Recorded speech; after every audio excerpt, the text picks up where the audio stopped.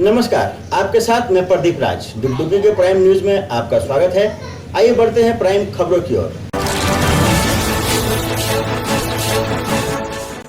झारखंड जिले के सुदामडीह के गौरखुंटी में शनिवार रात झारखंड मुक्ति मोर्चा के नेता शंकर रवानी और उनकी पत्नी की घर में गोली मारकर हत्या कर दी गई।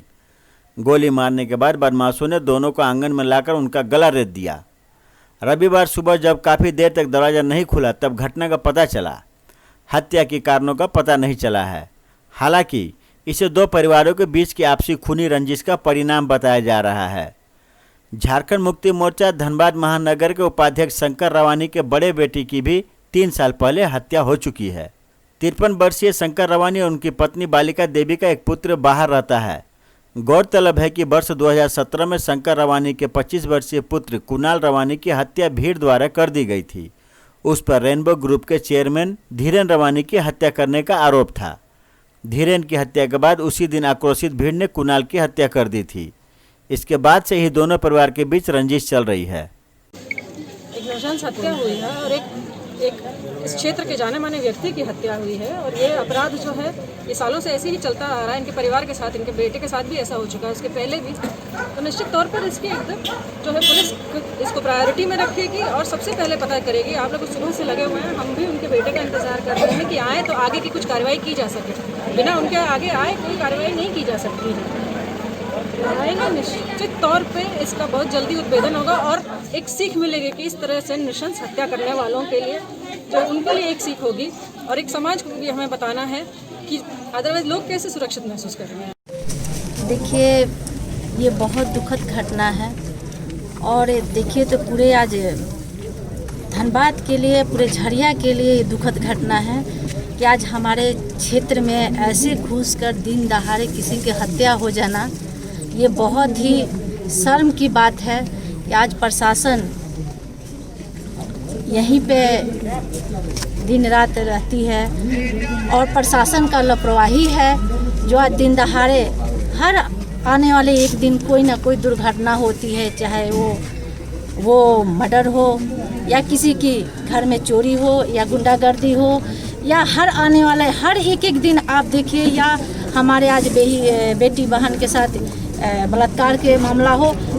हर रोज़ आने वाले दिन एक नया केस सामने आती है और ये सब सत्ता के बदलाव का कारण है कि आज 10 महीना से ये लगातार दुर्घटना हो रही है। झरिया में आतंक का माहौल हो गया है और झरिया का दुर्दशा हो चुका है। 10 महीना में ही दुर्दशा बन चुका है।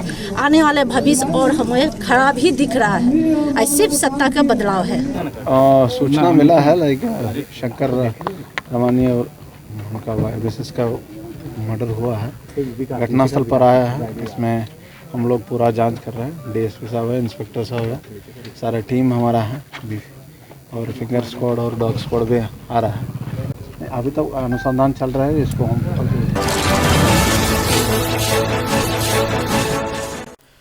ईसीएल मुगमा एरिया के कापासारा कोलेरी में मैनुअल लोडिंग की मांग को लेकर मार्क्सवादी समन्वय समिति ने रविवार 11 अक्टूबर को जबरदस्त प्रदर्शन किया। निरसा के पूर्व विधायक अरूप चटर्जी ने मशीन द्वारा कोयला लोडिंग का विरोध किया एवं मैनुअल लोडिंग कराने की मांग की। उन्होंने कहा कि मशीन द्वारा लोडिंग कराने से मजदूर बेरोजगार हो जाएंगे। पूर्व विधायक ने प्रबंधक को चेतावनी दी कि यदि मजदूरों से लोडिंग नहीं कराई गई तो कोयला उठाव का काम ठप करा दिया जाएगा। इसके पहले मुगमा मोड़ पार्टी कार्यालय से सैकड़ों समर्थकों का एक विशाल जुलूस कापासारा कोलेरी के लोडिंग पॉइंट तक आया। ढोल नगारे के साथ निकले जुलूस का नेतृत्व पूर्व विधायक अरूप चटर्जी कर रहे थे। कोलेरी की आउटसोर्सिंग कंपनी के सामने सभा हुई। सभा को अरूप चटर्जी समेत कई नेताओं ने संबोधित किया। गौरतलब है कि कापासारा कोलेरी में 30,000 टन का डीओ जारी हुआ है। आउटसोर्सिंग कंपनी द्वारा उत्पादन कर कोयले की लोडिंग मशीनों द्वारा की जा रही है। पूर्व विधायक अरूप चटर्जी मैनुअल लोडिंग चाहते हैं ताकि स्थानीय मजदूरों को काम मिले। मशीनों द्वारा लोडिंग कराने से मजदूर बेरोजगार हो गए हैं।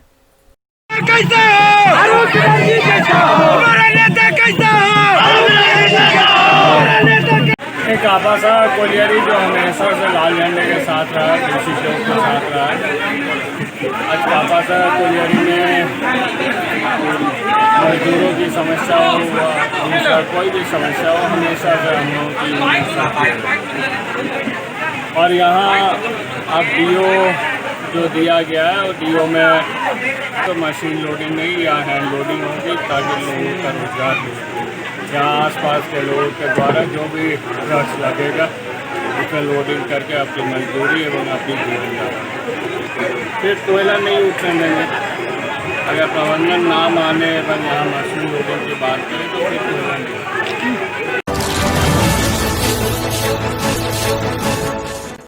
बंगाल के श्रम कल्याण एवं कानून मंत्री मलय घटक ने मुख्यमंत्री ममता बनर्जी को चौथी बार भी मुख्यमंत्री बनाने का आह्वान किया। रविवार 11 अक्टूबर को आसनसोल नगर निगम के मिठानी में तृणमूल कांग्रेस कार्यकर्ताओं के एक सम्मेलन को संबोधित करते हुए मंत्री मलय घटक ने कहा कि मुख्यमंत्री ममता बनर्जी के नेतृत्व में बंगाल में विकास की गंगा बह रही है। उन्होंने ममता बनर्जी को देश का सर्वश्रेष्ठ मुख्यमंत्री बताया। इस मौके पर मेयर जितेंद्र तिवारी ने कहा कि चांद में भी दाग है, किंतु ममता बनर्जी का आंचल बेदाग है, इसलिए उन्हें चौथी बार मुख्यमंत्री बनाने के लिए जिले के सभी 9 विधानसभा क्षेत्र से तृणमूल कांग्रेस के प्रत्याशी को विजयी बनाकर भेजना है। इस मौके पर कुल्टी से विधायक उज्जवल चटर्जी समेत तृणमूल के कई वरिष्ठ नेताओं ने भी सम्मेलन को संबोधित किया। স্বাভাবিকভাবেই আমাদের মধ্যে কি সংশোধন আনতে হবে, কিভাবে মানুষের কাছে যেতে হবে যাতে মানুষের মন আমরা জয় করতে পারবো বা আমাদের প্রার্থীকে আমরা কুল্টি থেকে জয়লাভ করাতে পারবো। আমরা মমতা বন্দ্যোপাধ্যায় সৈনিক, সবাই মমতা বন্দ্যোপাধ্যায় সৈনিক, এবং যেহেতু সারা ভারতবর্ষে মমতা বন্দ্যোপাধ্যায় একটি ব্যতিক্রমী চরিত্র, আর মানুষ আমার কাছে আসবে। রাজনীতি কিন্তু সেভাবে হয় না, আপনাকে মানুষের কাছে যেতে হবে। আমি উজ্জ্বল আছে, বিমানদা নতুন সভাপতি হয়েছেন, অন্যান্য নেতৃবৃন্দরা আছেন। আমি একটাই আজকের এই সম্মেলন থেকে অনুরোধ করে যাব যে আমাদের ধরনটা খানিকটা বদলে ফেলতে হবে। প্রত্যেকটা বুথে বুথে একটা ছোট্ট করে কমিটি করে দিতে হবে।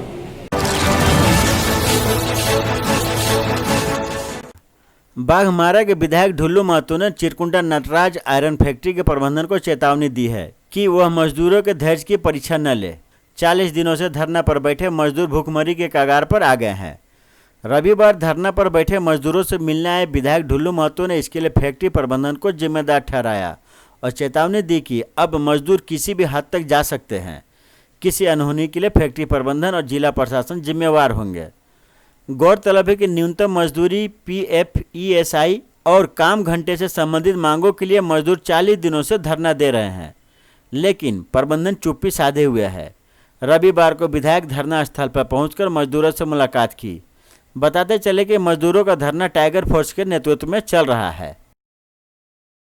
यूनियन मजदूरों के साथ 24 घंटा खड़ा है और कोई भी लड़ाई में इनकी साथ हम लोग देने के लिए तैयार हैं। धरना जब तक मजदूरों का डिमांड नहीं पूरा हो रहा है, मजदूरों का अधिकार नहीं मिल रहा है, तब तक ये धरना, ये लड़ाई जारी रहेगा। हम लोग अपना प्रयास हर तरह से प्रयास किए हैं।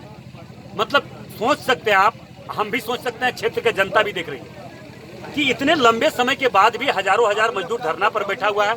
जिला प्रशासन के संज्ञान में रहने के बाद भी, राज्य सरकार के संज्ञान में रहने के बाद भी हजारों मजदूर भूखमरी की स्थिति में और किसी प्रकार का पहल नहीं हो रहा है। ये बहुत दुखनीय बात है, बहुत दुखद बात है, बहुत ही गंभीर बात है। और आज मजदूर भूखमरी की स्थिति पर है। अगर किसी प्रकार का मजदूरों का क्षति होता है तो इसका जवाब दे जिला प्रशासन और सरकार का होगा। अब वक्त हो चला एक छोटे सा ब्रेक का, जाइएगा नहीं, मिलते हैं ब्रेक के बाद। भाइयों बहनों,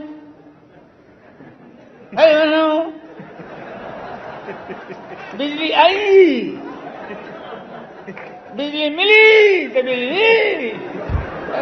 अरे मोदी जी ठीक से बोलो, नहीं तो नस फट जाएगा। हाँ, बोला कि हम स्मार्ट सिटी बनाएंगे। लालू को स्मार्ट सिटी नहीं चाहिए, स्मार्ट गांव चाहिए, स्मार्ट गांव चाहिए हमारा। लागल लागल झुलनिया में धक्का बोल कलकत्ता चला। ब्रेक के बाद एक बार फिर से आपका स्वागत है। आइए रुक करते हैं खबरों की ओर। बेरमो एवं दुमका उपचुनाव के लिए भारतीय जनता पार्टी ने उम्मीदवारों की सूची रविवार को जारी कर दी। दुमका से लुइस मरांडी और बेरमो से योगेश्वर महतो बाटुल भाजपा के प्रत्याशी होंगे। इधर कांग्रेस ने बेरमो सीट से दिवंगत विधायक राजेंद्र सिंह के पुत्र कुमार जयमंगल सिंह और झारखंड मुक्ति मोर्चा ने दुमका से अपने प्रत्याशी बसंत सोरेन के नाम की घोषणा पहले ही कर दी है। मुख्यमंत्री हेमंत सोरेन के त्यागपत्र के बाद खाली हुई दुमका विधानसभा सीट और कांग्रेस विधायक राजेंद्र प्रसाद सिंह के निधन से रिक्त हुई बेरमो विधानसभा सीट पर 3 नवंबर को मतदान होंगे। मतदान 10 नवंबर को होगी। इसी दिन बिहार चुनाव समेत सभी उपचुनावों के भी रिजल्ट आएंगे।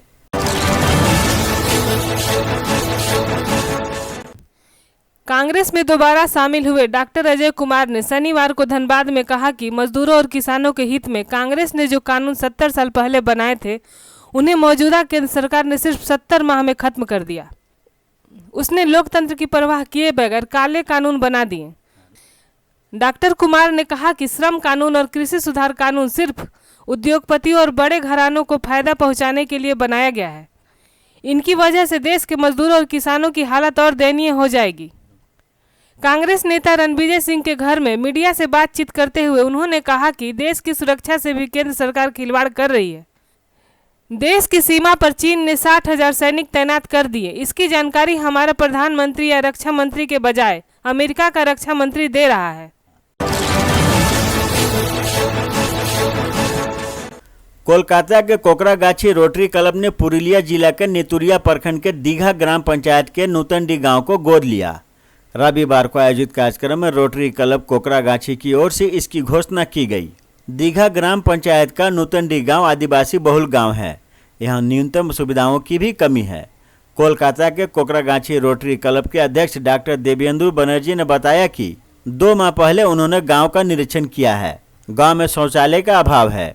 क्लब द्वारा महिलाओं एवं पुरुषों के अलग अलग 4 शौचालय बनाए गए हैं। उन्होंने बताया कि गाँव में स्वास्थ्य शिविर भी लगाया गया है। क्लब के अध्यक्ष ने बताया कि साथी परियोजना के तहत भामुरिया युवा कल्याण समिति के सहयोग एवं संयोजन से गांव के विकास में योगदान करने के लिए गांव को गोद लिया गया है। What is e-learning? E-learning is the modern method of education. Modern method क्या है? आप सोचिए स्कूल में हम लोग जब पढ़ते थे टीचर मास्टर नहीं या मास्टर पढ़ाते थे, बच्चे लोग आगा सुनते थे, यहाँ से जाते थे, यहाँ से निकल जाते थे। You have to make it more interesting. ये ई मॉड्यूल आप पता है क्या नहीं जानते हैं? आज जयप्रकाश नारायण की 118वीं जयंती है।